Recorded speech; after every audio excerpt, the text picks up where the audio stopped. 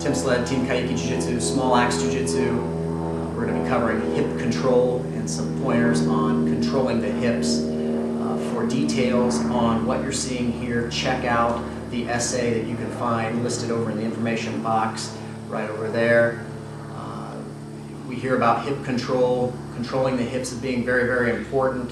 There's not a lot, I've checked YouTube, there's not a lot of videos on controlling the hips, so this is meant to be a video lesson on how to do that. There are going to be several different videos on this, but it's all supplemental to the essay, so if you don't understand something you see here, check the essay for more on that. So hope this helps, hope this adds something to your game. Hip control, controlling the hips. One of the things we want to do is we want to focus on this thing that I'm calling the hip control zone. And the reason I really wanted us to show this with the gi on, it's gi, no gi, it's grappling all around. But one of the reasons I wanted to show it with the gi on is because of the belt. The belt gives us the point of reference. The hip control zone point starts right here.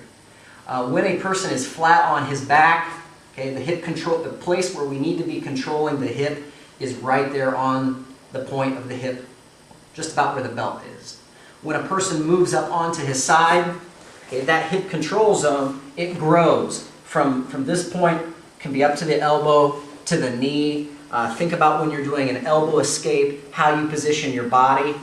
Your hips and the movement of your hips has a much broader span of movement. So to block that hip control zone, you need to be thinking of more area. So that's one of the reasons that we seek to flatten our opponent or our partners out when we're sparring with them, is because when they're flat on their back, okay, the hip control zone is a smaller area. I can fill this side's hip control zone up with just my hand, and my knee can block this hip control zone. Or if I go to a traditional good cross-side position, just my hand right here can block his hip control zone. When he turns up onto his side, turning into me, now I've got much more to worry about because his knees are going to be able to come in. So the hip control zone goes from all the way from his knee to his elbow here. If I'm not blocking or controlling that area, I'm going to quickly find myself inside a guard of some sort. So the hip control zone, when he's up on his side, I may have to throw more of my body in, my hand, the knee, my hips, and my belly. Or I can flatten the person out.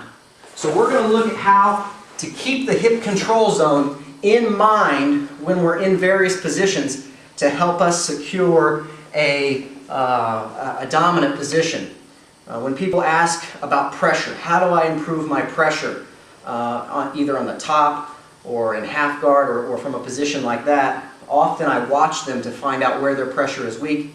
Seems to me 9 times out of 10, if not more, it's because they don't control their opponent's hips properly.